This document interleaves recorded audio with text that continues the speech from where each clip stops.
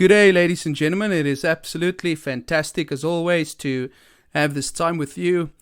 I am so excited about today's topic because it's something that is very important and something that is very sensitive to many people. And it's a continuation of the last podcast that was basically on feminism, and it dealt with the question, are men and women equal? And so I'm going to talk again about that today, but I'm going to talk about it specifically in relation to the church and the role that women play in the church. Now, it's already been established, and I dealt with this last week. For in case you did not listen to that podcast, we spoke about the creation order, that Adam was created first, and his job was to take care of the Garden of Eden, and that God gave Adam the command that he was not allowed to eat of the tree of the knowledge of good and evil. And what we see happening in the story is that God makes Eve out of his rib. Okay, and her job is to help Adam. Help Adam do what? Number one, to take care of the garden. Number two, to be obedient to God. Okay, it was not good for Adam to be alone, and that's why God made him a helper, which is Eve. And that gives us loads of information as to what the relationship between a man and a woman should be. First of all, a man is made out of dust, you can step on him. But a woman is made from the rib of a man, you can't step on her.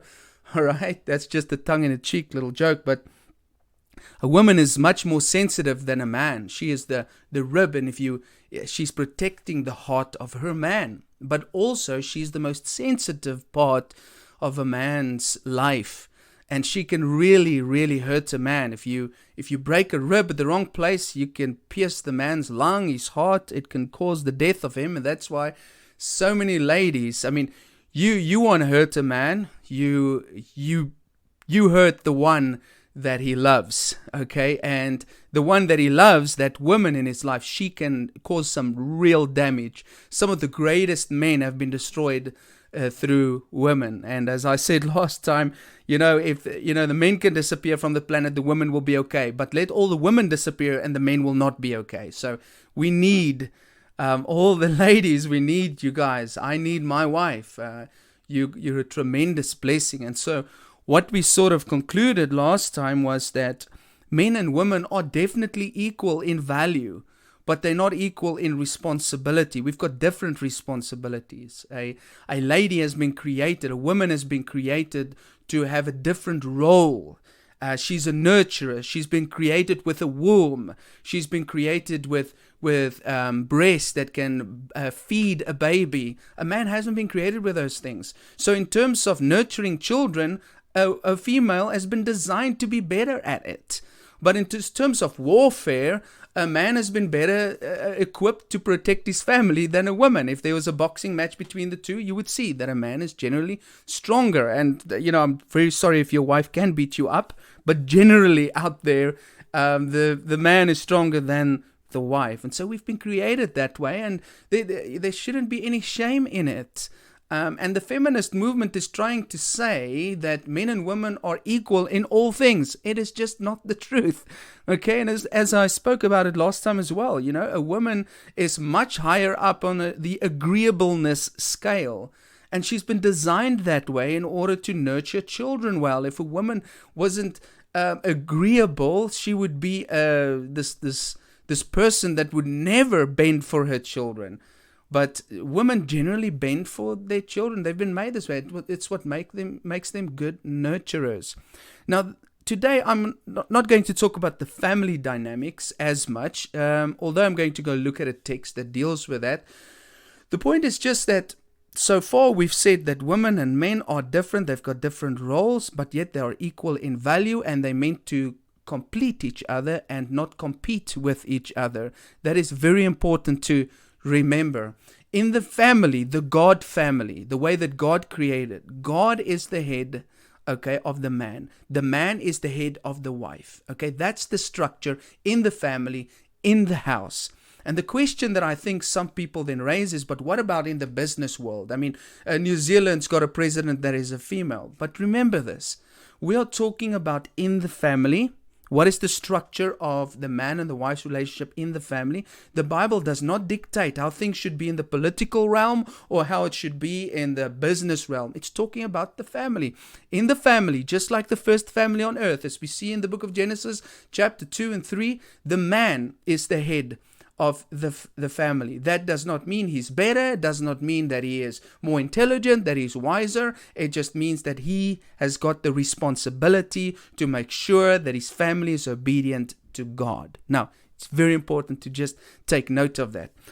Now we're going to talk briefly about the church, because there seems to be a huge debate about this, or not a debate, there's no real debate. I mean, the Bible is actually very clear about this, and I'm going to read to you the text. I think I read it last time as well. I'm just going to read it again. This is 1 Timothy chapter 2, verse 12. Paul is writing this piece of scripture to Timothy, who seems to be the evangelist at the church in Ephesus, and he gives him some directives as to how he should be handling the church. And he says in verse 12 of 1 Timothy chapter 2, I do not permit a woman to teach or to have authority over a man. She must be silent, for Adam was formed first, then Eve, and Adam was not the one deceived. It was the woman who was deceived and became a sinner.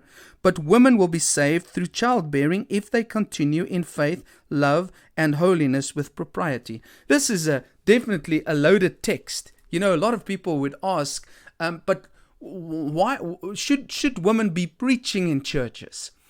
And they would say, and some people would say, no. And they say, well, why not? And some people would make the argument that, for all kinds of reasons. But, however, if you are a person that believes and trusts the Bible, you would simply go to this text. Here's why women are not supposed to be preaching in church.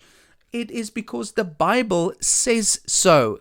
Very, very simply. Now, you can try and explain this away, and people have tried to explain it away, and the common explanation and argument out there is this. But this was just the cultural situation. Back in the day of Paul, women would not speak in public, and so it was an embarrassment for a woman to speak in public, but we're no longer under that cultural paradigm, and so women now can preach. Back in Paul's day, no, because it wasn't culturally good, but now we're in a different culture, and definitely women can preach now and have authority in the church, and they can have authority over men in the church. Well, that is not what Paul is saying. Paul is giving the reason, and I will read it again. For Adam was formed first, then Eve. What is he talking about? It's got nothing to do with culture. He's going back to the creation order. He goes right back to Genesis, and he says, look, Adam was made first, and God told him to be obedient. God made him the leader over that relationship. All right, and so we must still be obedient to this text. Okay? We must definitely still be obedient to this text because that is God's creative order. Now, I know this is hard for people, and I know it must be so hard. I mean, you're thinking about Joyce Meyer and all of those wonderful ladies who's got an amazing talent to preach and to teach. This text is not saying that a woman cannot preach, that she's not capable, that a woman doesn't have the ability or the skill or the wisdom. It's got nothing to do with that. It is not implying that a man is more intelligent than a woman or a man can always preach better than a woman. No, not at all. This is just saying this is God's creative order. Because in the house, the husband is the leader. And in the house of the Lord, the man is also the leader. That's the way that God designed it. So in the church, the man must take responsibility to lead. And just to set aside sort of my own, I'm going to just throw in my own opinion here.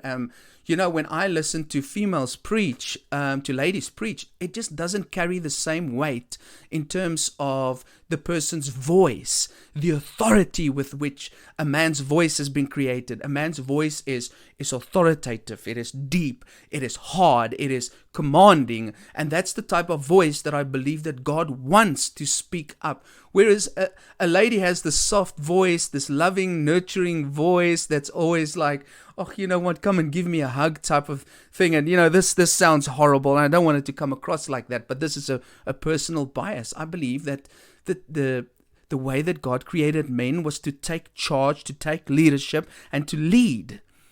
All right, and so it goes back to the question that I was speaking about last week, I mean, why did Satan go to Eve and not to Adam when he wanted them to eat of the tree? Why? Because she was more agreeable. Women generally are more agreeable. This is scientific fact. The psychological research proves this. So this is not being biased. A woman is more agreeable, and it's easier to twist her arm. Therefore, when it comes to God's spiritual matters, she should not be in the leadership positions in the church. That is what Paul is saying here. Adam was not the one deceived. It was the woman who was deceived and became a sinner. And then she twisted her man's arm, and that led to a whole host of other things. But then the verse says in verse 15, he says, a woman will be saved through childbearing if they continue in faith, love, and holiness with propriety. And the beautiful thing that Paul is saying here is he's saying, okay, when it comes to things in the church, when it comes to the teaching and the preaching in the church and the authoritative proclamation of God's word, it's not the job of the female to do that. It's not the job of the wife to do that. It's not the job of women to do that. It is the job of men. It doesn't mean the women are incapable. It just means it is not their job. Okay? Their job is to raise kids. Okay? They will be saved through childbearing if they continue in faith, love, and holiness with propriety. That is the job that God gave women, to raise kids. Childbearing, bring children into the world. Okay, so in the family, that is the job. The husband's job is to lead his family. The wife's job is to rear the children, to bring children into the house and to rear them from the mom's perspective. That does not take away the job of the man to raise his kids as well, but he cannot do the things that a woman can do. And in the same way in the church, it is the same idea. Once again, this has got nothing to do with value. It's got to do with job, role, responsibility. I know some people are still struggling with this. Please don't shoot the messenger. This is what the text says, and the text is actually very clear. Either we believe the whole Bible or we don't. And that maybe brings up the other idea, and it makes us ask the question, okay, but what about the Joyce Meyers and these ladies that can preach so well? Great, they must use their talent. Absolutely. Go and preach. Go share the word with unbelievers. Go share the word with children. Go share the word with other men who don't know Christ. Go share the word with ladies. Hold workshops and seminars and assemblies for ladies. But not in God's church, not in God's family. In God's family, the man must lead like he leads in his family. The Bible calls the church the household of God. Okay, and so the true church is also a family. So a woman is not permitted. Is permitted to use her gifts, and this text is not saying if you've got an ability to explain the word that you shouldn't do that. No, do that. Do that, but don't take the authority of the man in the church, because God is going to hold him accountable for that. Some people might then ask, yes, but what about women elders? And by the way, this is a topic for another day as well, that women have been have not been approved to be elders in any type of church or to hold any particular leadership position in the church. And once again, that is not because people are sexist or biased or prejudiced against women, or I'm not at all like that. This is just what the text says. Okay, I mean, in the same book of Timothy, it's the same thing. The Bible tells us exactly what an elder should be. So I'm going to read it for us. And the elders are the guys who are taking responsibility for the church. They are leading the church. Now the overseer must be above reproach, the husband of but one wife. What does that automatically tell you? He's a man. It doesn't say the husband of one wife or the wife of one husband. No. The text is telling us that it must be a man. Okay, so you don't have an eldress.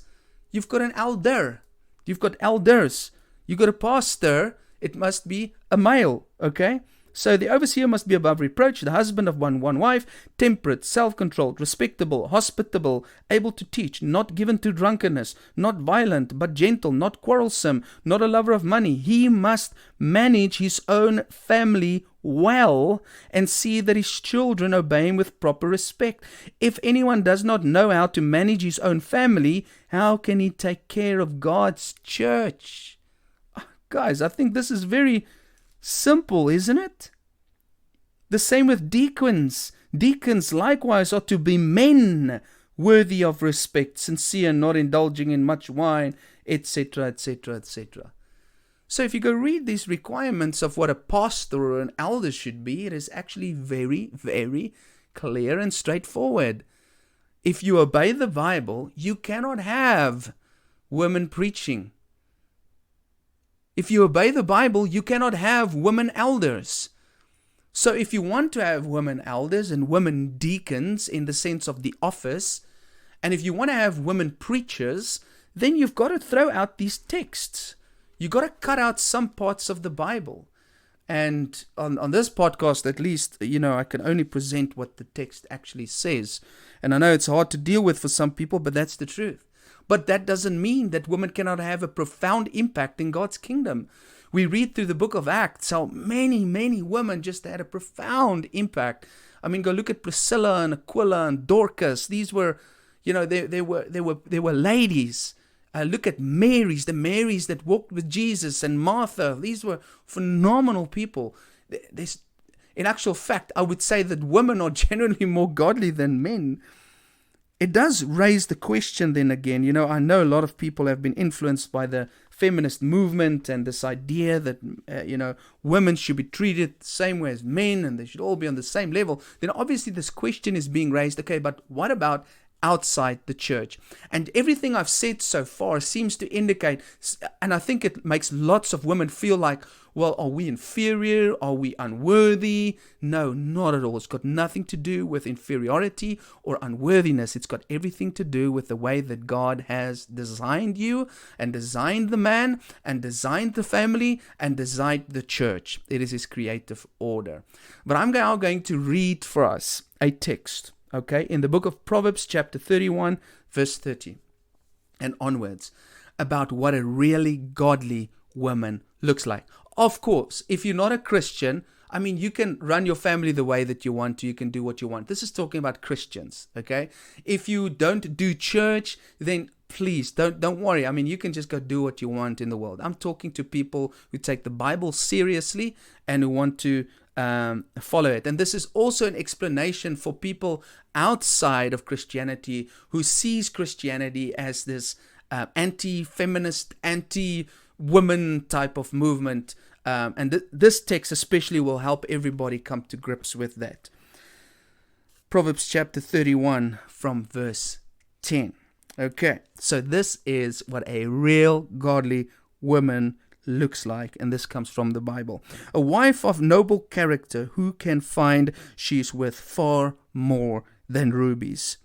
Her husband has full confidence in her and lacks nothing of value. First of all, how does her husband feel about her? He's got full confidence in her. Okay, she brings him good, not harm, all the days of her life. She's a blessing to her husband. She selects wool and flax and works with eager hands. What do we see there? She is hard working. She is like the merchant ships, bringing her food from afar. She provides food for her family. She gets up while it is still dark. She provides food for her family and portions for her servant girls. She takes care of everybody. She's not scared to wake up early in the morning. Her goal is to make sure that her family is going so well, that they've got food, they've got what they need. And I know some of the ladies are already thinking, if that is what my life is about, just to feed my family. To be honest with you, firstly, that is not all that a woman is supposed to be doing. But that should be, if that's not at the heart of what you would like to do, I would say you need to go search your heart. Because you carried those babies in your womb, and it should be at the heart of every lady to take care of their family. And I've never met a good woman that doesn't want to take care of their families. Verse 16, and this is where it gets interesting. She considers a field and buys it. Out of her earnings, she plants a vineyard. What does that teach us? That teaches us that this woman has got business savvy, doesn't it? She's got servants as well, so it means that she's a leader. Of course a woman can be a leader. Okay, and so she's got a business mind. She's got She's a strategist. She's an entrepreneur. Verse 17, she sets about her work vigorously. Her arms are strong for her tasks. She sees that her trading is profitable and a lamp does not go out at night. What do we see there? She's trading. She's a trader. She's a merchant. She's a businesswoman. She's an entrepreneur. And she works till late at night. She gets up early in the morning to provide for her family, but she even works till late at night on her business. Verse 19, in her hand she holds the distaff and grasps the spindle with her fingers. She opens her arms to the poor and extends her hands to the needy. What does that teach us? She is just compassionate and gracious, and she cares about people. She not only takes care of her own family, but she takes care of other people's family. Verse 21, when it snows, she has no fear for her household, for all of them are clothed in scarlet. They are dressed well. Her family always have enough clothes. Verse 22, she makes coverings for her bed. She's clothed in fine linen and purple. What does that mean? Verse 22, men, this is for you. She makes coverings for her bed. Why? She wants her bed to be attractive. She wants her bed to be a place, a holy place for her and her husband. That means that she makes her husband's sex life great. She spends time on it. She puts effort on it. Wow. Right? She's clothed in fine linen and purple. In other words, she takes care of herself. Purple was the most expensive cloth in this time. Linen was expensive, right? So this is indicating to us that she takes care of herself as well. Her husband is respected at the city gate, where he takes his seat among the elders of the land. Do you see what is happening here? In those days, you had this town, and all the decisions for the town were made by the elders who would sit at the gate of the city. So at the gate, the entrance to the city, the elders would get together, and the elders would be the men, the leaders of the families. They would get together. They would make decisions for their city, which would be the best for their families. And so that man would represent his family. Well, why didn't this businesswoman go sit at the gate? Do you think that she would not be capable of making good decisions and to make good decisions for her family? Of course she would have, but that is not her responsibility. That is not her job. And so she's got a husband that can actually go and make decisions that would benefit his family, that leads, that goes out to the gate to fight for his family, to fight for his town. While she's back at home, she's going on with her business. She's providing for her family while her husband takes the leadership position. So he takes his seat among the elders of the land. Verse 24, she makes linen garments and sells them and supplies the merchants with sashes. Once again, she's a businesswoman. She's clothed with strength and dignity. She can laugh at the days to come. She speaks with wisdom, and faithful instruction is on her tongue. So does she not have the capability to teach? Of course she does. She does. But it is not her job to go sit at the city gate. She can talk to her husband at home. She can influence her husband at home. But when it gets to the city gate, the man has to go. It's his responsibility. Verse 27, she watches over the affairs of her household and does not eat the bread of idleness. She isn't lazy, guys. And yes, she doesn't sit back and let her husband take responsibility for everything. She helps him. She also watches over the affairs of their household. Verse 28, her children arise and call her blessed. Her husband also, and he praises her.